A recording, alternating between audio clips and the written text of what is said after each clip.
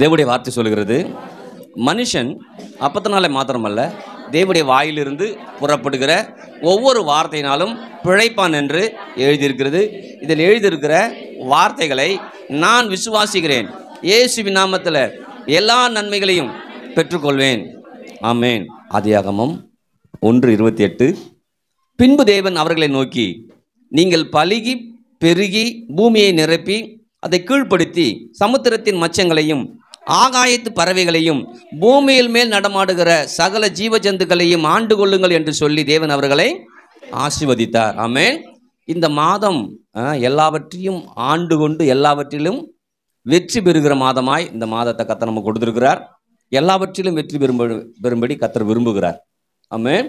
அப்போ இதன் அடிப்படையில் தான் போன வாரமும் பார்த்தோம், இந்த வாரமும் அதை தான் பார்க்க இருக்கிறோம்.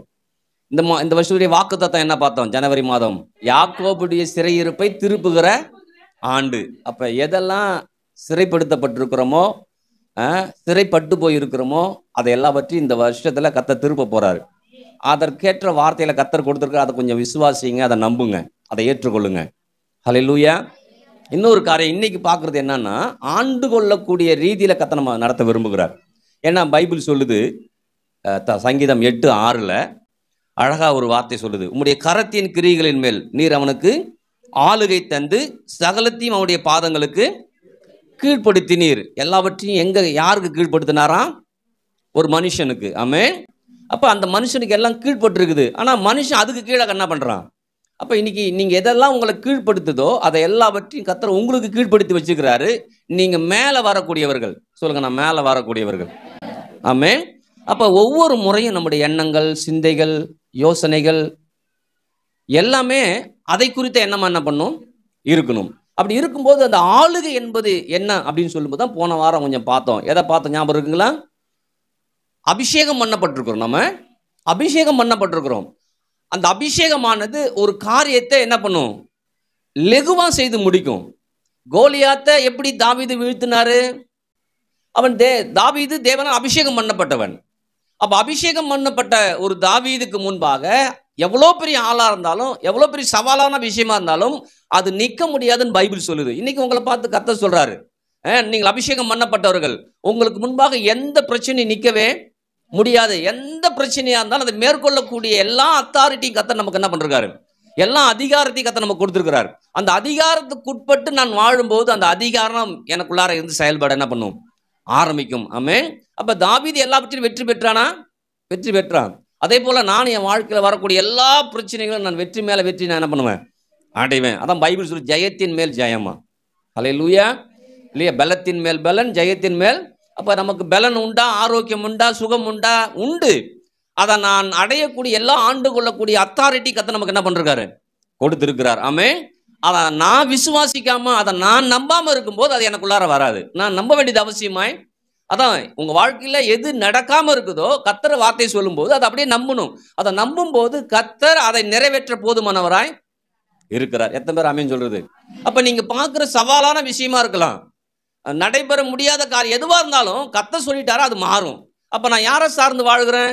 கர்த்தரையும் கர்த்தரை வார்த்தையும் சார்ந்து வாழ ஆரம்பிச்சிடறேன். வாழ ஆரம்பிக்கும் போது சவால்கள் வரும். சவால்கள் வரும்போது நீங்க தான் அதை சந்திக்க போறீங்க, நான் தான் சந்திக்க போறேன்.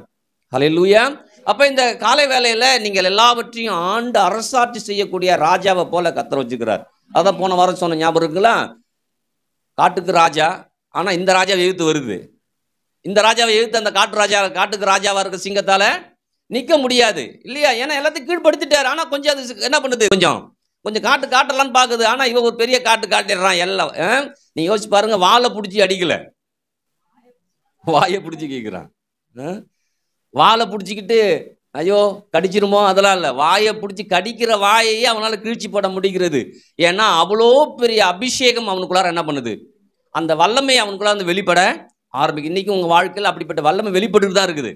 ஆனால் நமக்கு எல்லாமே சாதாரணமாக தெரிகிறது. நம்ம இப்போ நான் யோசிச்சு பாருங்களேன், சில நேரம் ஜெபிக்கும் போது நம்பிக்கை இல்லாமல் ஜெபிக்கிறது சில நேரம் என்ன பண்ணும் இருக்கும். ஏன்னா இப்போ யாராவது ஜெபம் வரா வச்சுக்கலாம், ஐயோ இது என்ன எப்போ பார்த்தாலும் கேட்க மாட்டேங்குது, இதுக்கெல்லாம் என்ன அப்படி கூட யோசிப்பேன். ஆனால் கர்த்தர் அப்படி யோசிக்கிறவர் இல்லை. அப்போ நான் என்ன யோசிக்கிறது இல்லைன்னா, என் வேலை ஜெபிக்கிற வேலை, சுகம் கொடுக்குற அவர் வேலை. என் வேலை ஜெபிக்கிற வேலை, விடுதலை கொடுக்குறது அவர் வேலை. என் வேலையை நான் செய்யணும், அவர் வேலையை அவர் செய்ய போதுமானவராய். அப்ப இன்னைக்கு ஆண்டு கொள்ளுங்கன்னு சொல்லிட்டாரு. நான் ஆள போறேன். நான் அரசாட்சி செய்யக்கூடிய ராஜாவா கர்த்தர் என்ன பண்றாரு, என்ன அந்த பூமியில வச்சிருக்கிறார். ஆமென். எல்லாவற்றையும் அவனுடைய பாதங்களுக்கு கீழ்ப்படுத்தி இருக்கிறார். அப்ப அந்த எல்லாம் அவனுக்கு கீழ்பட்டு இருக்குது அப்படின்னு பைபிள் என்ன பண்ணுது, சொல்லுது. ஆமென். அதை நான் நம்புறேன், அதை ஏற்றுக்கொள்கிறேன். எல்லாவற்றையும் நான் ஜெயிக்க முடியும். இன்னைக்கு ஒரு காரியத்தை பார்க்க இருக்கிறோம். அந்த அபிஷேகம் அப்படிப்பட்ட காரியம் செஞ்சுச்சு. இன்னொன்னு சொல்ல அதை மறந்துட்டேன். மோசையை பத்தி சொன்னேன் இல்லையா? எல்லாம் எப்படி அவனுக்கு கீழ்படிஞ்சிச்சு, செங்கடல் எப்படி அவனுக்கு கீழ்படிஞ்சிச்சு, எல்லாத்தையும் அவனுக்கு கீழ்படுத்தி இருக்கிறாரு. ஆனா அது தெரியாம போய் மோசே போய் ஆண்டவர்கிட்ட கேட்கிறான், ஆண்டவரே இந்த மாதிரி சூழ்நிலையா இருக்குது அப்படின்னு சொல்லுவது, ஆண்டவர் என்கிட்ட வராதப்பா, நீ நீனே போய் அதை பார்த்துக்க அப்படிங்கிறாரு. உடனே அப்படி ஆண்டவரே அப்படின்னு என்ன பண்றான், அவன் போய் கோலை தான் காட்டுறான். கோலை காட்டுறான். ஆனா கத்தர் கீழ் காட்டுற வீச எப்படி பிளக்குன்னு அவருக்கு தெரியும். ஆனா நீ அவன் கோலை காட்டும் போது தான் அது பிளக்குன்னு ஆண்டவர் சொல்லிட்டாரு. இன்னைக்கு நாம் நிற்கக்கூடிய இடத்துல வழி தெரியாம இருக்கலாம், நம்ம சொல்ல திக்கற்று நிற்கலாம், கைவிடப்பட்ட நிலையில கூட நீங்க இருக்கலாம். ஆனா கத்தர் சொல்லிட்டாரா, அதை நான் செய்ய போறேன். அப்படி நான் செய்யும் போது, நீங்க செய்யும் போது அந்த இடத்துல கத்தர் ஒரு மிகப்பெரிய விடுதலையும் ஒரு மிகப்பெரிய மாற்றத்தையும் மறால கொடுக்கவே முடியும். இன்னைக்கு நீங்க அதை நம்புங்க. மோசே கோலை தான் காமிச்சாரு. நான் ஜெபிக்க சொல்றேன், நான் ஜெபம் பண்றேன், அவ்வளவுதான். பைபிள் படிக்க சொல்றாரு, பைபிள் படிக்கிறான் தான். பேச சொல்றது அதை பேசுறேன், அவ்வளவுதான். அப்படி பேசும்போதெல்லாம் கத்தர் மாற்றங்கள் என்ன பண்றாங்க, ஏற்படுத்த போதுமானவராய் இருக்கிறார். ஆமென். அப்ப இன்னைக்கு இன்னொரு காரியத்தை சொல்றாரு பாருங்க. உபாகமம் 28:12 எடுங்க. ஏற்ற காலத்தில் உன் தேசத்திலே மழை பெய்யவும், நீ கையிட்டு செய்யும் வேலைகள் எல்லாம் ஆசீர்வதிக்கவும், கர்த்தர் உனக்கு தமது நல்ல பொக்கிஷ வானத்தை திறப்பார்.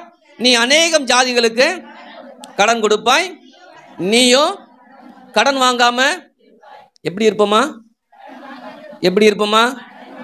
அப்ப அந்த அனாட்டிங் என்ன பண்ணுது, பொருளாதார ஆசீர்வாதத்துல கடன் வாங்காதபடி கடன் கொடுக்கிற அளவு கத்த நம்மள என்ன பண்ண நடத்த. அப்ப ஆளுகையானது இது வரைக்கும் கடன் வாங்கிட்டே இருக்கிறேன். ஆனா கத்த சொல்றாரு, நீ கடன் வாங்குற ஆள் இல்லப்பா, நீ யாராம், கடன் கொடுக்கிற ஆளு. இப்ப இதுல சொல்லும் போது நீயோ கடன் வாங்காது இருப்பாய், நீயோ கடன் கொடுப்பாய்ன்னு சொல்லுது இல்லையா? இன்னொரு பைபிள் சொல்லும் போது அநேக தேசங்களுக்கு கடன் கொடுப்போமா. என்னங்க இது, நான் என்ன ஏன் கடன் அடைஞ்சா போகுதுன்னு பாக்குறேன், தேசங்களுக்கு கடன் கொடுக்குற அளவுக்கு நடக்குமா அப்படின்னா கத்த சொல்றாரு நடக்கும். அப்ப கத்தர் வார்த்தை பொய்ய போகவே போகாது. புதிய ஏற்பாடு சபையில இருக்கிற உங்கள் மூலமாக இன்னொரு தேசத்துக்கு ஒரு சபை கட்ட கொடுத்தா எப்படி இருக்கும்? நம்ம இந்தியாவில் சொல்லல. அம்பானி அவங்க மனைவியை இப்ப ட்ரம்ப் கூப்பிட்டாரு அங்க அவருடைய பதவியேற்பு விழாவுக்கு. அந்த விழாவுக்கு 8000 கோடி கொடுத்தாரு அம்பானி. நம்பலன்னா சர்ச் பண்ணீங்கன்னா அந்த சொல்லுவோம், கூகுளே உங்களுக்கு சொல்லுவோம். அப்ப இன்னைக்கு கத்தரி வார்த்தை வரும்போது அதை அப்படியே நம்புங்க. நான் தேசத்துக்கு கடன் கொடுக்கும்படியாய் கத்தர் செய்திருக்கிறார். அதுக்குதான் உதாரணம் அம்பானி சொன்னேன், அவரு தான் கொடுக்குறாரு. அப்ப அதே போல இங்க இருக்கிற நிறைய நபர்கள், ஆப்பிரிக்க தேசத்தில் இருக்கிற அந்த ஒடிப்போ சபை கட்டுமான பணி நடந்துட்டு இருக்குது. இப்ப நவம்பர் மாசம் முடியுது.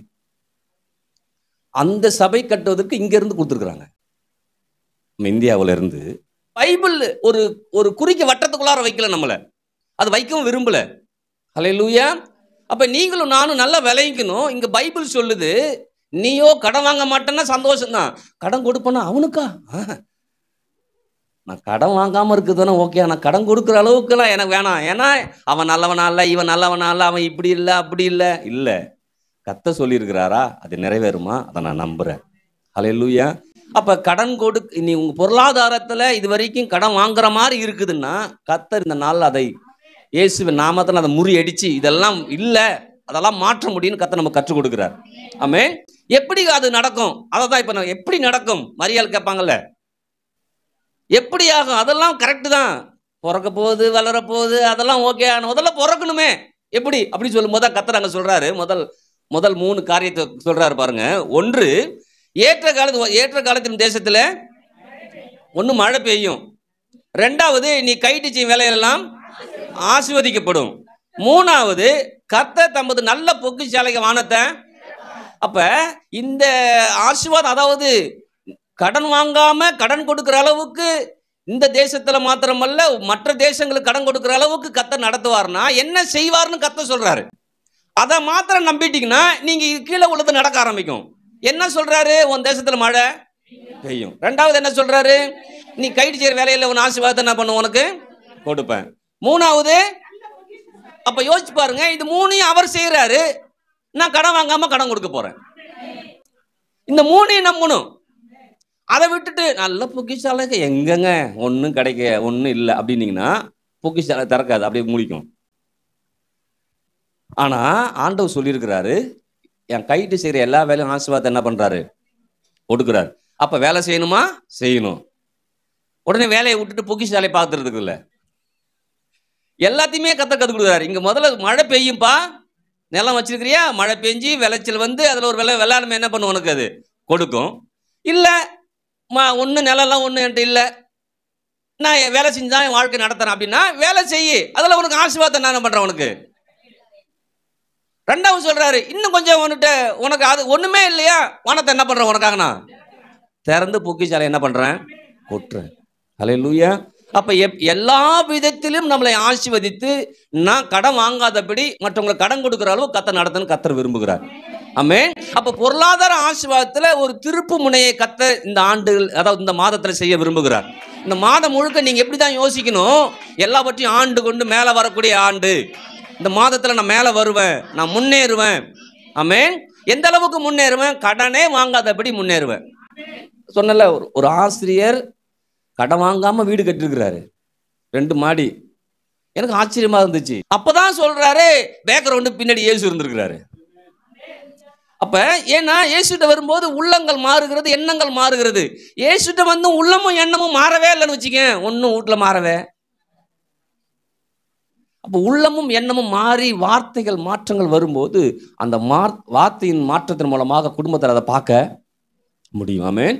அப்போ பொருளாதாரத்தில் இது வரைக்கும் உங்களுக்கு நெருக்கம், பிரச்சனை, போராட்டம் இருக்குதுன்னா நீங்க நம்பணும், ஆண்டவரே தேசத்தில் மழை பெய்யுன்னு சொல்றீங்க, இன்னொரு இடத்துல சொல்ற ஆசீர்வாதமான மழை பெய்யுன்னு சொல்லிருக்காரு. மழைன்னா வெறும் தண்ணியா ஊத்துதில்ல, ஆசீர்வாதத்தின் மழை என்ன பண்ணும், பெய்யும். ரெண்டாவது ஒரு காரியம் சொல்றாரு, நீ கையிட்டு செய்கிற எல்லா வேலையிலும் உனக்கு ஆசீர்வாதத்தை, அப்படின்னு என்னன்னா ஆசீர்வாதம் வராம இருக்கவே இருக்காது. நீ கையை மட்டும் வை, நீ கையை மட்டும் வைச்சு ஒரு வேலையை செஞ்சிருப்பா, 100ன்னா 1000, 1000ன்னா 2, அப்படியே டபுளா ட்ரிபிளா தான் கத்துறணும். ஏன்னா அவர் சொல்லிட்டாரு, இவனை பார்த்துட்டு வேலை செய்யாத. நீ வேலை செய்யும் போது நீங்க வேலை செய்ய வச்சிங்களேன், அங்க இருக்கிற சூப்பர்வைசரை பார்த்துட்டு, அங்க இருக்கிற ஆளை பார்த்துட்டு வேலை செய்யக்கூடாது. யாரை பார்த்தா வேலை செய்யணும்? கர்த்தர் சொல்லியிருக்கிறாருங்க, நான் கைட்டு செய்கிற வேலையில் ஆசீர்வாதம் கிடைக்கல, ஆனால் கர்த்தருக்காக நான் என்ன பண்றேன், வேலை செய்யறேன். அப்படி செய்யும் போது அவன் கொடுக்கலன்னா வானத்தை திறக்கிறங்கிறாரு. ஹல்லேலூயா. வானத்தை திறந்தா நல்லதா? சும்மா வானத்தை திறக்கலைங்க, பொக்கிஷாலையை திறக்கிறாரு. ஹல்லேலூயா. அப்ப நல்ல பொக்கிஷாலைங்க, அதுவும் அது வர கொஞ்சம் ஒரு அடமொழியை கூட்டி சொல்றாரு, நல்ல பொக்கிஷாலையாக வானத்தை உனக்காக. அப்ப எல்லா குறைவையும் கர்த்தர் இந்த மாதத்தால் மாற்ற விரும்புகிறார். மீதம் இருக்கும் உங்க அக்கௌண்ட்ல, அக்கௌண்ட்ல மீதம் இருக்குதா? இப்ப இருக்கும், இனிமேட்டு இருக்கும். இனிமேட்டு என்ன பண்ணும்? அப்ப பொருளாதாரத்துல நான் குறைபட மாட்டேன். சொல்லுங்க, பொருளாதாரத்துல நான் குறைபட மாட்டேன். பொருளாதாரத்துல நான் குறைபட மாட்டேன். ஆமே. ஏன் அப்படின்னா நான் கடன் கொடுக்குற ஆளு, எனக்கு குறைச்சல வைக்கவே சொல்ல, நான் குறைச்சலா இருக்க மாட்டேன், நான் குறைவில் இருக்க மாட்டேன், நான் தாழ்ச்சியில் இருக்க மாட்டேன், நான் வறுமையில் இருக்க மாட்டேன், நான் பற்றாக்குறையில் இருக்க மாட்டேன். என்னை ஆசீர்வதிக்கிற ஒரு தேவனை நான் நம்பிக்கிட்டு இருக்கிறேன். அதான் பைபிள் சங்கீதக்காரன், நான் நம்புகிறது அவரால். நான் யாரை நம்புறேன், அது ரொம்ப முக்கியமே.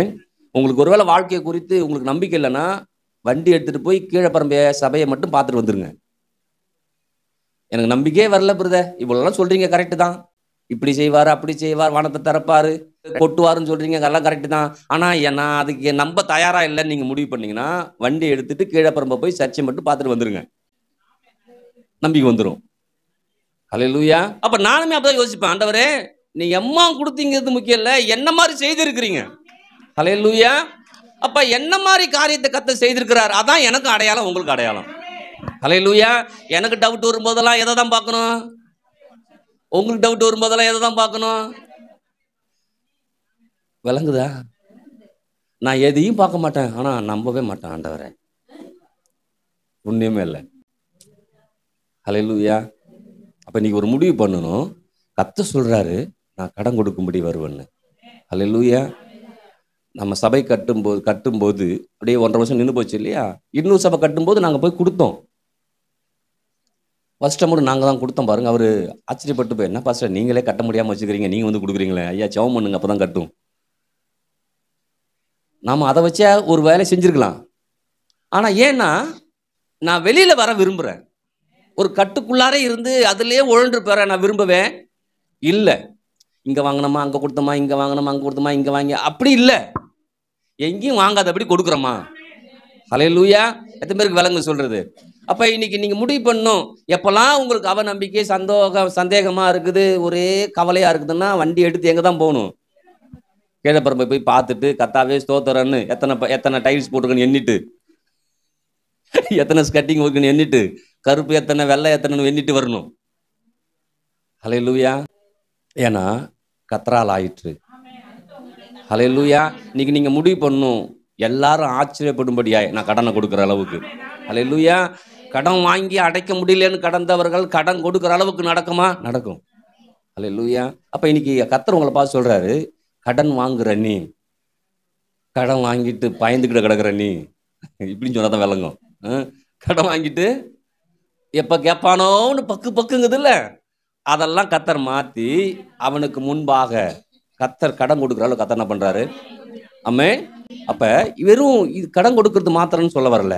பணத்தின் மூலமாக என்னென்னலாம் நீங்கள் செய்யணும்னு விரும்புகிறீங்களோ அது எல்லாவற்றிலிருந்தும் கர்த்தர் அவங்களை விடுவித்து எல்லாவற்றிலும் முழு ஆசீர்வாதத்தில் இருக்குன்னு கர்த்தர் விரும்புகிறார். ஹல்லேலூயா.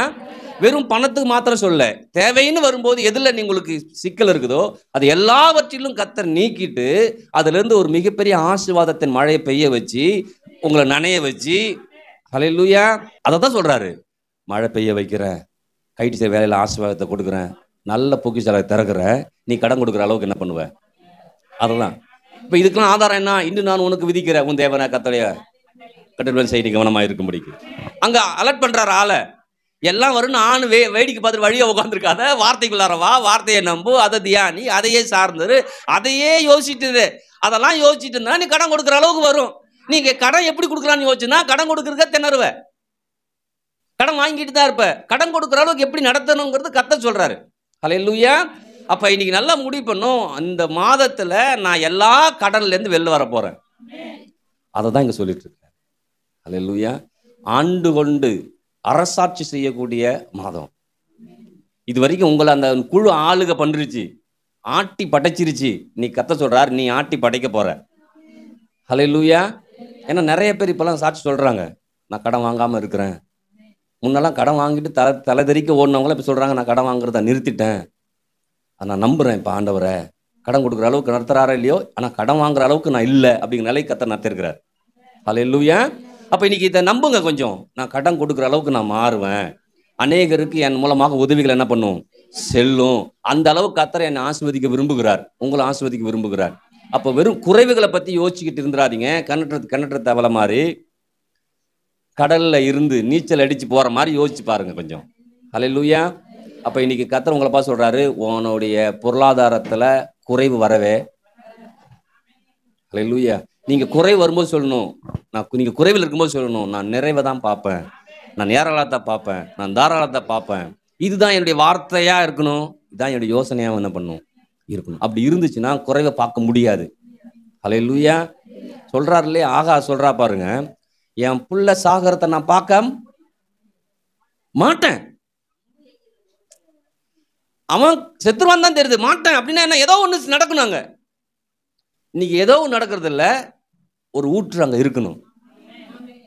அங்கே அவங்களுக்கு ஊத்து இருக்கு தெரியாம கண்ணு தெரியாம கடந்தாங்க, நமக்கு படிச்சுட்டோம் ஊத்து இருக்குது அங்க இல்லைங்களா. ஒரு பம்பு இருக்குது, கண்ணு தெரியுது, பம்புல போய் தண்ணி ஊற்றி அடைக்கணும்னா அடிக்கணும், தண்ணி ஊற்றி. அது எத்தனை முறை அடிக்கிறது அப்படின்னு சொல்லக்கூடாது. அப்ப அவங்களுக்கு ஆகாருக்கு தெரியல, அதனால ஆண்டவர்கிட்ட போய் கேட்டாங்க, ஆண்டவர் சொல்லிட்டாரு ஊத்து இருக்குன்னு சொல்லிட்டு. இப்ப நமக்கு இப்ப நான் அந்த இடத்துக்கு போறேன்னா என்ன எனக்கு தெரியும், இந்த இடத்துல ஊற்று இருந்துச்சு அப்படிதான் எனக்கு தெரியும் இல்லையா. அப்ப நீ உங்களை பார்த்து அதான் சொல்றாரு ஆண்டவர், நீ வேதத்துல பார்க்கும்போது அவங்க ஊற்ற கண்டுட்டாங்கல்ல, இன்னைக்கு நீ ஊற்ற காணெல்லாம் வார்த்தை நம்பிக்கிட்டே உட்காந்துரு. ஹல்லேலூயா. எத்தனை பேருக்கு விளங்குது? அப்ப பொருளாதாரத்துல எந்த குறைவும் இல்லாதபடி நல்லா திருப்தியாய் சாப்பிடக்கூடிய மாதமாய், திருப்தியா வாழக்கூடிய மாதம் இந்த மாதம் என்ன பண்ணும் இருக்கும். போய் நீங்க ஒருவேளை அடகு வச்ச சீட்டா இருக்கலாம், எதுவா இருக்கலாம், எடுத்து போட்டு இதை நான் அந்த மாதத்துல மூக்க போறேன், இதை நான் வெளியில கொண்டு வர போறேன், இதை என்ன அடகு வச்சதெல்லாம் எடுக்க போறேன், மீட்க முடியுமா அப்படின்னு உங்களுக்குள்ளார எண்ணம் தோணும். அந்த சீட்டை பார்த்த உடனே அப்பதான் சொல்லணும், மீட்க ஒருவர் இருக்கிறார், மீட்பர் எனக்காக என்ன பண்றாரு, ஹல்லேலூயா. அதான் சொன்னால யோபு சொல்றான் பாருங்க, என் மீட்பர் உயிரோடு இருக்கிறார். செத்து போன கடவுள் இல்லைங்க, உயிரோடு இருக்கிறவர், என்றும் ஜீவிக்கிற கடவுள் நம்ம ஆராதிக்கிறோம். அப்போ நான் என்ன மீட்க முடியுமா? அதை மீட்க முடியும், மீட்டு எடுப்பேன். ஹல்லேலூயா. எத்தனை பேர் ஆமீன் சொல்றது? கடன் கொடுக்கிற ஆளு, கடன் கொடுக்கிற ஆளு, கடன் கொடு. இன்னொரு காரியத்தை பார்த்து முடிச்சிரும். கீழாகாமல் என்னை மேலாய் மாத்திர கத்த வச்சிருப்பான். இந்த மாதம் கீழே கிடக்கிற மோசமாக கிடக்குது வாழ்க்கை, சீர்படுத்த முடியல, ஸ்திரப்படுத்த முடியல, ஒன்றும் பண்ண முடியல, எதுவுமே பண்ண முடியல. கத்தர் உங்களை பார்த்து சொல்றாரு, நீ கீழாகாமல் மேலாவாய், வாலாகாமல் தலைவாய். ஆமென். அப்ப நம்மளை கத்தர் உயர்ந்த நோக்கத்திலையும் உயர்ந்த எண்ணத்திலும் நம்மோடு பேசுகிறார். ஆமென். இன்னைக்கு நீங்க முடிவு பண்ணிக்கணும், நான் பொருளாதார ஆசீர்வாதத்தை மாத்திரமல்ல, எனக்காக கத்தர் ஒரு உயர்வை என்ன பண்ணிருக்காரு, வயிற்றுக்கு ஒரு மேன்மையை வச்சுக்காரு, ஒரு நல்ல வேலையை வச்சுக்கான்னு முடிவு பண்ணுங்களேன். பிள்ளைங்க படிச்சுட்டு இருக்கிறாங்க இல்லையா, படிக்கிறோம், எக்ஸாம் எழுதுறோம், சும்மா படிக்கிறேன், இத்தனை பேருக்கு வேலை கிடைக்கலாம், அத்தனை பேருக்கு வேலை கிடைக்கலாம், அந்த செய்தி காதில் கேட்கறது இல்லை. அது இன்னும் உங்களுக்கு தான் அப்படி கிடைக்குது, என் காதில் எல்லாமே வேலை கிடைச்ச செய்தி தான் கேட்குது. சொல்லல, நான் பார்க்குற ஆளுலாம் வேலைக்கு போயிட்டு இருக்கிறான், ஆனால் நீங்க பார்க்குற ஆளுலாம் வேலைக்கு போகாத ஆளா இருக்கிறான். அப்போ நாம என்ன பண்றோம், வேலைக்கு போகாத ஆளையே ஃபாலோ பண்ணிடுறோம். வேலைக்கு போற ஆளை ஃபாலோ பண்றது இல்லை, அவங்கள ஃபாலோ பண்ணி அவங்க எங்க படிச்சாங்க, எப்படி வந்தாங்க கேட்குறோமா? நான் தான் சொல்றேன், ஒருவேளை அதை கூட கேட்கலனாலும் இதையாவது நம்பி படிங்க, பைபிளாவது நம்பி படிங்க. கர்த்தர் சொல்றாரு, உன்னை மேலே கொண்டு வந்து என்ன பண்ணுவேன், எழுத்துவேன். அதான் யோசேப்பை பற்றி சொன்ன நமக்கு நல்லா தெரியும். சிறைச்சாலையில் கடந்தான், முதல்ல விற்கப்பட்டான், அடிமையாக போனான், சிறைச்சாலைக்கு போனான். ஆனால் அவனோட கர்த்தர் இருக்கிறத அவன் நம்பினான். ஹல்லேலூயா. மேலே வர முடியுமான்னு ஒரு சந்தேகம் வருது தெரியுமா? இந்த பண பாத்திரக்காரன்ட்ட சொல்கிறான், நீ போனன்னா கொஞ்சம் என்னை பற்றி கொஞ்சம் சொல்லு, நான் தான் உனக்கு சொன்னல. நம்ம சொல்ல முடியல, சில பேர்கிட்ட கடன் கொடுத்துட்டு அன்றைக்கி உனக்கு கொடுத்தல, எனக்கு கொஞ்சம் கொஞ்சம் உதவி பண்ணுன்னு சொல்லுவோம், அது விட்டுட்டு கூட போயிருக்கோம். ஆனால் கர்த்தர் மேலே விட்டுறது இல்லவே. அவங்க சொல்கிறான், கொஞ்சம் ஹெல்ப் பண்ணுப்பா. அவன் போய் அவன் அங்கே மேலே போனவனே அவன் என்ன பண்ணிட்டான், டோட்டலாக மறந்துட்டான். ஆனால் கர்த்தர் என்ன போட்டுக்கிறாரு பாருங்க. ஒரு நாள் அவன் தான் திரும்ப சொல்கிறான், கர்த்தர் எங்கே கொண்டு போய் யோசேப்பை உட்கார வைக்கணும்னு திட்டம் போட்டிருந்தாரோ அந்த திட்டத்தை அப்படியே நிறைவேற்றினார். ஹல்லேலூயா. அதான் உங்களை பார்த்து சொல்கிறேன், நீ கீழே இருக்கிற ஆள் இல்லை, மேலே இருக்கிற ஆள், நீ வால் இல்லை தலை. ஹல்லேலூயா. இது நமக்குள்ளார எப்பயுமே ஓடிக்கிட்டே என்ன பண்ணும், உங்கள் காதில் ஒன்று கேட்டுகிட்டே இருக்கணும், கர்த்தரி சத்தம், நான் மேலே வரக்கூடிய ஆள், நான் கடன் வாங்குற ஆள் இல்லை, நான் கடன் கொடுக்குற ஆள், கடன் கொடுக்குற ஆள். அது எப்படி என்ன ஓடிக்கிட்டே இருக்குன்னா, அதை பேசிக்கிட்டே இருக்கணும். நீங்க பேசும்போது உங்க காது கேட்கணும்.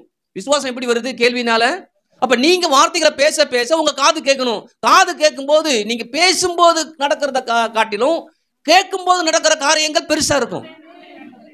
ஹல்லேலூயா. சாலமோனை பத்தி அந்த ராஜஸ்ரீவன் சொல்றா இல்லையா, எப்பா உன்னை பத்தி காதால கேட்டதை பத்தி தான் வந்தேன், ஆனா அதை இங்க பார்க்கும்போது அதை விட அப்ப கேட்டது ஒண்ணு செஞ்சிருக்க உங்களுக்குள்ளார, போகணும் போகணும் போகணும், பார்க்கணும் பார்க்கணும் பார்க்கணும். இன்னைக்கு கர்த்தருடைய வார்த்தையை நீங்க பேச பேச உங்க காது கேட்கும், கேட்க கேட்க உங்களுக்குள்ள உள்ளத்துக்குள்ளார ஒரு எண்ணங்கள் உருவாக ஆரம்பிக்கும், அதுக்குரிய படங்கள் உருவாக ஆரம்பிக்கும், அதை நீங்க பார்க்க ஆரம்பிப்பீங்க. ஹல்லேலூயா. அப்ப இன்னைக்கு முடிவு பண்ணணும், நான் சரியா பேசாம விட்டுட்டேன், சரியா கேட்காம விட்டுட்டேன். அப்படி கேட்காம விட்டுதால வாழ்க்கையும் வேறு கோணத்துல என்ன பண்ணுச்சு, போயிடுச்சு. ஆனா இன்னைக்கு கர்த்தர் நம்மளை திருப்புறாரு. உன் வாழ்க்கையில் என்ன பிரச்சனை பார்த்தாலும் மேலே வருவோம் மட்டும் முடிவு பண்ணு. ஏன் தெரியுமா? அங்கே சொல்கிறார், சத்தத்தை கவனமாக கேட்கும்போது, அவரை பின்பற்றும் போது, அவரை நம்பும்போது, அவருக்காக வாழும்போது, அவர் நம்மளை அப்படியே விட்டுட்டு போகிறவர். அதில் புலம்புறதை விட்டுட்டு, அழுவுறதை விட்டுட்டு, கலங்குறதை விட்டுட்டு, கை விட்டுட்டீங்களே ஆண்டவரேன்னு கதறாதீங்க. உங்களுக்கு கண்ணிலே ஆண்டவரே இப்படி பண்ணனே, உங்களுக்காக அதை பண்ணனே.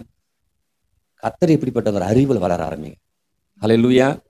நிறைய பேர் அப்படிதான் ஜபமே, அம்மா வருஷம் நானும் உபத்திரப்படுறது, எவ்வளோ கஷ்டப்படுறது ஆண்டவரே எல்லாம் பேசாதீங்க. ஏன் பேசக்கூடாது தெரியுமா? 12 வருஷம் பெரும்பாலும் சரியா இருந்தாங்க. அவங்க என்ன பேசி சுகத்தை பெற்றுக் கொண்டாங்க? என்ன பேசி சுகத்தை கொண்டாங்க? 12 வருஷம் 12 வருஷம் 12 வருஷமா சொன்னாங்க, வஸ்திரத்தின் ஓரத்தை தொட்டா நான் சுஸ்தமாவேன் என்று சொல்லி தொட்டாலாம். 12 வருஷத்தை பேசுறீங்க. 12 வருஷத்து பெருசா அவங்களுக்கு இல்லை. ஒருவேளை ஏசப்பாட்ட பேசியிருப்பாங்க, இத்தனை இந்த சொத்தை வித்தான் அந்த சொத்தை வித்தான் அதை பேசியிருப்பாங்க. ஆனா ஆண்டவர் அதை நமக்கு எழுதி கொடுக்கவே. அதோட நீங்க எவ்வளோ கஷ்டப்பட்டங்கிறத விட்டுட்டு அந்த கஷ்டத்தின் மத்தியில் கர்த்தரை எப்படி பிடித்து கொண்டேன், எப்படி வாழ போறங்கிறத பத்தி என்ன பண்ணும், பேசணும். 12 வருஷத்தை பத்தி பேசல, பேச விரும்பல அந்த அம்மா. இன்னைக்கு நீங்களுமே அப்படி ஒரு முடிவுக்கு வாங்க. நான் அதை பேச விரும்பலை. கஷ்டத்தை பற்றி பேசி கண்ணீரை பற்றி பேச நான் விரும்பலை. நான் எப்படி இருக்க போகிறேன்னு பைபிள் சொல்லுது. கீழாகாமல் மேலாவேன், வாளா இல்லாமல் தலையாவன் பைபிள் சொல்லுது. அதை நான் நம்புறேன், அதை பேசுவேன். நான் கடன் வாங்குறேன், நான் கடன் கொடுக்குற அளவு மாறணும்னு கடவுள் சொல்கிறாரு. இப்போ நான் பட்டணத்திலும் ஆசீர்வதிக்கப்பட்டிருப்பேன், வெளியிலும் ஆசீர்வதிக்க கடவுள் சொல்கிறாரு. அதை நான் நம்புகிறேன். எந்த இடத்துல இருந்தாலும் என்னை தேடி வந்து ஆசீர்வதிக்கிற கடவுள் என்ன பண்ணுறாரு? நீங்கள் எந்த இடம்னு முக்கியம் இல்லை, எந்த ஊர்னு முக்கியம் இல்லை, எங்கே இருந்தாலும் எல்லா ஊருக்கும் அவர் ஆண்டவராக என்ன பண்ணுறாரு? எந்த பகுதியில் இருந்தாலும் நம்ம பிரச்சனையே, நமக்கு என்ன பிரச்சனை? எங்கே இருந்தாலும் நான் ஆண்டவரை ஆராதிக்கிறேன், ஆண்டவரை நம்புகிறேன். எங்கே இருந்தாலும் நம்ம ஆசீர்வதிக்க ஒரு போதுமானவரை. அப்போ உங்கள் மைண்ட்ல கர்த்தரை பற்றி பயங்கரமாக புரிய ஆரம்பிக்கும். அல்லேலூயா. அதான் பிள்ளைகளை வளர்க்கும் போது தாய் தகப்பன் இருக்காங்க இல்லையா, தாய் தகப்பன் பிள்ளைகளை அன்பா நேசிக்கிறது மாத்திரமா, பிள்ளைகள் தாய் தகப்பன் மேலே அன்பு கூறுறது ரொம்ப முக்கியமாக தான் இருக்கு. எத்தனை பிள்ளைகளுடைய பிள்ளைகள் வந்து பெற்றோர் மேலே அன்பா இருக்கிறோம்? யோசிச்சு பார்க்கணும். அப்போதான் நான் கர்த்தரை ஆராதிக்கிறேன், கர்த்தரை நம்புறேன்னு அர்த்தம். அல்லேலூயா. அதான் காலைல கீழே பிறகு நல்லா சொன்னேன். நாம வரோம் இல்லையா, இப்போ நான் வரேன், என் மனைவி வரல, சபைக்கு எப்படி இருக்கும்? என் மனைவி சபைக்கு வரல, எத்தனை பேர் சந்தோஷம்? அப்பாடா இந்த சிஸ்டத்தோட தாக்கலடா, இன்னைக்கு ஆறாதன பேர்ல போட்டு தாக்குறாங்க அப்படிங்கிறவா. இப்போ சிஸ்டர் வந்திருக்காங்க, நான் வரல, எப்படி இருக்கும்? இப்போ நாங்கள் 2 பேர் வந்தா என் பிள்ளை வந்து உட்காந்துருக்குது. நான் 2 பேர் வரல, நான் மட்டும்தான் வந்திருக்கிறேன். என் பிள்ளை எங்க யார் கூட இருக்கும்? அவங்க அம்மா கூட வீட்டில் இருக்கும். கரெக்டு தானே? நாங்கள் 2 பேர் வந்தால் அது என்ன பண்ணுது? வந்தே தீரணும், அது தலையெழுத்து. மாத்திக்க. நானே போறேன், உனக்கு எங்க வேலை? நீ ஆராதிக்கலையோ, செய்தி கேட்கல, வேலை செய்யற, அங்க வந்து என்ன பண்ணும்? கிடக்கணும். அவ்வளவுதான் வேலை. இப்ப எத்தனை பேர் இப்படி குடும்பத்தில் நம்ம இருக்கிறோம்? ஏன்னா தலையா இருக்க விரும்புறோம். ஆனா உங்க பிள்ளைய தலையா வைக்க கர்த்தர் விரும்புறாரு. அது நமக்கு புரிய மாட்டேங்குது. அப்ப நான் தலையா இருக்கணும், மேல வரணும்னு நான் விரும்புறது காட்டில என் பிள்ளை மேல வரணும் கடவுள் விரும்புறாரு. அப்ப நான் கடவுளை என் பிள்ளைய கொண்டு வரலன்னா எப்படி கடவுள் மேல உங்க பிள்ளைய கொண்டு வர முடியும்? இப்ப கணவன் மனைவி வரல சபைக்கு, வராம இருக்கும்போது பிள்ளை எப்படி வரும்? வராது. ஏன்னா அந்த நாட்கள் நமக்கு தெரியும். இப்போ ஒரு 15 வருஷத்துக்கு முன்னாடிலாம் அப்பா அம்மா சோறாக்கி வீட்டில் வச்சுட்டு, இப்போ நல்லா சோறு தின்றா, எங்கேயும் போயிடாதரா அப்படின்னு சொல்லிட்டு வீட்டுக்கு வந்து இவங்க சபைக்கு, ஏன்னா அவங்க வரும்போது இவங்களுக்கு தான் அந்த எக்கனாமிக் அன்னைக்கு வந்து இவங்க போய் ஆலயத்துக்கு போய் ஆராதிச்சு காசு வந்தவே போதும், அவ்வளோதான். பஸ் ஏறி போகணும் ஒரு ஊருக்கு, அப்போதான் அப்படிதான் ஆராதனை இல்லையா? பஸ் ஏறி போகணும், அதுக்கு செலவாகும். எப்பா 20 ரூபா இருக்குதுரா, போக 10 ரூபா, வர 10 ரூபா, நான் போயிட்டு வந்துடுறேன், நீ வீட்டில் இரு அப்படின்னு சொல்லிட்டு அந்த நாட்கள் வேற. ஆனால் இந்த நாட்கள் அப்படி இல்லவே இல்லையா? அப்ப யோசிச்சு பாருங்க, அன்னைக்கு பிள்ளைகள் அப்படியே விட்டு ஒண்ணு அது முடிவு பண்ணிச்சு. அப்பா பிள்ளை போகல, மனைவி, அதாவது மனைவி போயிட்டாருன்னு வச்சுங்களேன், கனவு வரவே மாட்டார், சபைக்கு வரவே மாட்டார். பிள்ளை யாரை ஃபாலோ பண்ணும்? அப்பாவை ஃபாலோ பண்ணும். அப்பா போனா நான் என்ன பண்றேன்? போறேன். ஆனா அப்பா போக மாட்டார்னு பிள்ளைக்கு நல்லா. அப்ப யாரு போகலையோ அதை ஃபாலோ பண்ண ஆரம்பிச்சது பிள்ளை. அப்புறம் அப்பா சொன்னா கேட்குமா பிள்ளை? அம்மா சொன்னா கேட்குமா? அதான் பாருங்க, சபையில எங்க நிறைய பெண்கள் இருப்பாங்க, ஆண்கள் இருக்கவே மாட்டாங்க. மெகா சபை சாதாரண ஒரு கணிப்பு வருது. ஒரு மெகா சபை அப்படின்னு சொல்லும்போது ஒரு 300 பேர் இருக்கணுமா, அது மெகா சபை ஒண்ணு. ரெண்டாவது ஒண்ணு சொல்றாங்க பாருங்க, சொல்லும்போது 100 ஆண்கள் இருக்கணும், அந்த 300ல 200 பெண்கள் இருக்கணும், அதான் மெகா சபை. அதான் வளர்ச்சின்னு அர்த்தம், வளர்ச்சிக்குள்ளார போயிருக்கிறோம்னு அர்த்தம். இப்ப நான் யாரை கட்டி ஈத்து வருது? எந்த கணவரை கட்டி இழுக்கிறது, எந்த பிள்ளைய கட்டி இழுக்கிறது? அதுக்காக தான் பேசிட்டு இருக்கிறேன் உங்களோட. நான் கட்டி இழுக்க முடியாது. இந்த கதவை தத்துட்டு இப்படியே போயிடுவான், அந்த கதவை அப்படியே போயிடுவான். தண்ணி குடிச்சு வந்துட்டு போறாள்லாம் இருக்கு இல்லையா, தண்ணி குடிச்சு வந்துடுற வெளில போயிட்டு போறாள்லாம். அப்ப நல்லா ஏன்னா கர்த்தர் நம்மளாகாமல் மேலா வைக்கிறார், வாளா இல்லாம தலையா வைக்கிறார். கடன் வாங்குற நம்ம கடன் கொடுக்குற அளவுக்கு. ஏன் அப்படின்னா சத்தத்தை கேட்கிறவங்களுக்கு மாத்திரம் அது நடக்கணும். ஹல்லேலூயா. அப்ப இன்னைக்கு முடிவு பண்ணும். நான் கேட்கலன்னா என் பிள்ளை கேட்காது, என் பிள்ளை கேட்கல, என் பிள்ளை கேட்காது. பேர பிள்ளைகளுக்கு உடம்பு சரியில்லைன்னா ஜெபம் பண்றதுக்கு நானு, ஆனா பேர பிள்ளை சுகமாயிடுச்சுன்னா சபைக்கு கேட்டா அதெல்லாம் வரமாட்டான். கொஞ்சம் அது அவ ஒரு மாதிரியான ஆளா இருக்கிறா. அப்ப ஜெபம் பண்ணும்போது நான் ஒரு மாதிரியான ஆளா என்ன? சிரிக்கிறதுக்காக சொல்ல, யோசிக்கிறதாக. நம்முடைய குடும்பத்தை கொஞ்சம் அலசி ஆராயணும். கர்த்தர் இந்த மாதத்தில் எல்லாத்தையும் மாற்ற விரும்புகிறார். பிள்ளைகள் கட்டுப்படாத பிள்ளைகள் பிள்ளைகள் கர்த்தர் கொண்டு வரும்படியாய், பேர பிள்ளைகளை கொண்டு வரும்படியாய், இப்போ பேர பிள்ளைகள்லாம் ஆஸ்வதிக்க விரும்புகிறாரு. உங்கள் குடும்பம் செழிப்பாக இருக்குன்னு விரும்புகிறார். குறைவே இல்லாமல் இருக்குன்னு விரும்புகிறார். நீங்கள் குறைவை பார்க்க முடியாது. அப்போ ஏன் கர்த்தர் சத்தத்தை கேட்கல, வார்த்தைக்கு கீழ்படியில? எதுவும் அல்ல, வரோம், ஆராதிக்கிறோம், ஆமேன்னு சொல்கிறோம், பிரைஸ் லார்டுங்கிறோம், கர்த்தர் சோத்திரங்கிறோம், போயிட்டே இருக்கிறோம். அடுத்த வாரம் வரோம், இப்படியே போயிடுது. இது ட்ரெடிஷ்னலாக போயிடக்கூடாது. ட்ரெடிஷ்னலாக எப்படி தெரியுமா இருக்கும்? அங்கெங்கேயும் பெஞ்சு போட்டிருப்பாங்க கரெக்டாக. அவங்கவுங்களும் போகலாம், ஜெபம் பண்ணலாம், எழுந்து போயிட்டே இருக்கலாம். இவர் மாட்டி இவர் பாட்டு பாடுவாரோ, பாட்டு பாட மாட்டாரோ, பாடிக்கிட்டே இருப்பார். அவங்க வந்து உட்காருவாங்க, அவங்க ஜெபம் பண்ணி அவங்க கிட்ட போயிடுவாங்க. குடும்பத்துக்குள்ளார சீக்கி தவிச்சிடக்கூடாது நம்ம. அல்லேலூயா. இத்தனை பேருக்கு புரியுது. அப்போ இன்னைக்கு கர்த்தர் உங்களை மேலாக்க விரும்புகிறார், மேன்மையாக இருக்க விரும்புகிறார். கடன் வாங்கிட்டு பயந்து இருக்கிறவங்க உங்களை கடன் இல்லாதபடி கர்த்தர் நடத்த விரும்புகிறார். சத்தத்துக்கு கீழ்படிங்க. நீங்கள் கடன் வாங்கிட்டீங்க, உங்கள் பிள்ளை யாரை பின்பற்றும்? பேன பென்சில கடன் வாங்கி, அப்புறம் ரெக்கார்ட் நோட்டை கடன் வாங்கி, அப்புறம் ஃபீஸ் கட்டுறது கடன் வாங்கி, இப்படியே போய் அப்புறம் புரிஞ்சிருக்குன்னு நினைக்கிறேன். அதெல்லாம் நாம சரியாகவும், நம்ம பிள்ளைகள் சரியாகவும், குடும்பங்கள் சரியாகவும். அல்லேலூயா. இப்போ நான் சபைக்கு வராமல் என் பிள்ளைய போய் கேள்வி கேட்க முடியாது, ஏன்டா சபைக்கு வரலன்னு. நான் நோட்ஸ் எழுதாமல் என் பிள்ளை எழுதலன்னு கேட்க முடியாது, நீ என்ன எழுதுனியான்னு கேட்கும். அப்போ நான் அதை செய்யாமல், நீங்கள் அதை செய்யாமல் பிள்ளைங்க செய்யாது. அப்போ முதல்ல கணவர் வரலன்னா எங்கே ஆரம்பிக்கணும்? கணவர்கிட்ட ஆரம்பிக்கணும். நான் மாட்டிக்க அவன் வரமாட்டான், அவன் மாட்டிங்க கிடப்பான், நான் போய் என் பிள்ளைய தூக்கிட்டு வந்துடுறேன்னு தூக்கிட்டு வந்து உட்கார வைக்கிறது இல்லை. இதையாவது சரிப்படுத்தும் அப்படின்னா உங்கள் பிள்ளை உங்களை பார்க்கவே பார்க்காது, உங்களை ஃபாலோ பண்ணவே பண்ணாது. நீங்கள் எம்மா கரைச்சி ஊற்றுனா கூட அந்த பாலை குடிச்சிரும், சாப்பிட்டு எல்லாம் சாப்பிட்றோம். ஆனால் உங்கள் அப்பா சொல்லிட்டு தான் கேட்கும். நீங்கள் வேணும் நான் சொன்ன தப்புன்னா தப்புங்கிறதுன்னு சொல்லுங்கள். நீங்கள் என்னன்னாலும் கொடுத்துங்க, சாப்பிட்டு எல்லாம் ஓகே, அம்மா சூப்பரம்மா, ஐயாம்மா இங்கே முடிஞ்சாங்க எல்லாம் பண்ணோம். ஆனால் அப்பா சொல்கிறத கேட்டு என்ன பண்ணுறோம்? ஏன்னா அதுக்கு தெரியும், இவரை கூட போனால் அங்கே போவேனா, இவங்களோட போனால் அங்கே போயிடுவோம் அப்படின்னு. அதனால் உங்கள் குடும்பத்தையும் பிள்ளைகளையும் உங்கள் உறவுகளை கூட சீர்படுத்த விரும்புகிறார். கர்த்தர்ட்ட ஒரு ஸ்பெஷல் என்னன்னா, உங்கள் குடும்பம் மாத்திரம், பிள்ளைகள் மாத்திரம், பேரப்பிள்ளைங்க, உங்கள் உறவுகளில், ஏன் உறவுல, அவங்க உறவுகளில் யார் உறவுகள்லாம் இருக்குதோ எல்லா உறவுகளையும் சீர்படுத்துவார். அதான் அவர்கிட்ட ஒரு ஸ்பெஷல். அப்போ உங்களை கொண்டு உங்க குடும்ப உறவுகளை சீர்படுத்த விரும்புகிறாருன்னா அதுக்கு நாம் ஏன் தடையா இருக்கணுங்கிற?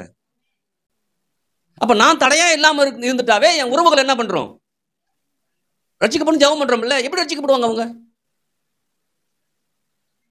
குடும்பமா நான் சபைக்கு போக மாட்டேன், என் தங்கச்சி எப்படி ரட்சிக்கப்படும்? ஒரு முடிவுக்குள்ளார வாங்க. அப்ப யோசிச்சு பாருங்க. அப்ப கர்த்தர்கிட்ட வராம, அதான் சொல்றேன், நான் சொல்றது செய்யறது முக்கியம் இல்லை, கர்த்தர் என்ன சொல்லுகிறாரோ அதை செய்யணும். இப்போ நீங்கள் கேட்கலாம், சபைக்கு வாங்க நீ தானே சொல்கிறீங்க, கர்த்தர் சொல்கிறதா தான் சொல்கிறேன். அல்லேலூயா. அப்போ இன்னைக்கு நீங்கள் முடிவு பண்ணிக்கணும், என்னை வாளாக்காமல் தலையாக்குறாரா, சத்தத்தை கேட்குறேன்னா அதை செய்கிறேன். அதை நான் செய்யும் போதெல்லாம் கர்த்தரை ஆஸ்வதிக்க போதுமானவராக இருக்கிறார், என்னை உயர்த்த போதுமானவராக இருக்கிறார். நான் மேலே வருவேன், என் பிள்ளை வாழும், குடும்பம் வாழும், எல்லாம் வாழ்ந்திருக்கக்கூடிய எல்லா கிருபையும் கர்த்தர் செய்ய போதுமானவராக இருக்கிறார். அதனால் தயவு செய்து கொஞ்சம் அப்படியே யோசிச்சு, நான் வரணும், என் பிள்ளை வரணும், என் கணவர் வரணும், என் மனைவி வரணும், என் பேரப்பிள்ளை வரணும், சந்ததி சந்ததியாக போகணும், எங்கே போனாலும் என் பிள்ளைகளோட என் தேவன் தொடர்ந்து போகுவதற்கு நான் வழி செய்யணும். அல்லேலூயா. எத்தனை பேருக்கு புரியுது? இந்த மாதத்துல எல்லாம் மாறுமா? வெறும் பணம் பொருளாதாரம் மாத்திரம் மாறமில்ல, குடும்பமே மாறணும், உறவுகள் மாறணும். எல்லா உறவுகளையும் கர்த்தர் சீர்படுத்த விரும்புகிறார், ஸ்திரப்படுத்த விரும்புகிறார், பலப்படுத்த விரும்புகிறார், ஆரோக்கியமா வைக்க விரும்புகிறார், நீடி ஆயுள் கத்த விரும்புகிறார். ஆமென். எழுந்திருக்கலாமா?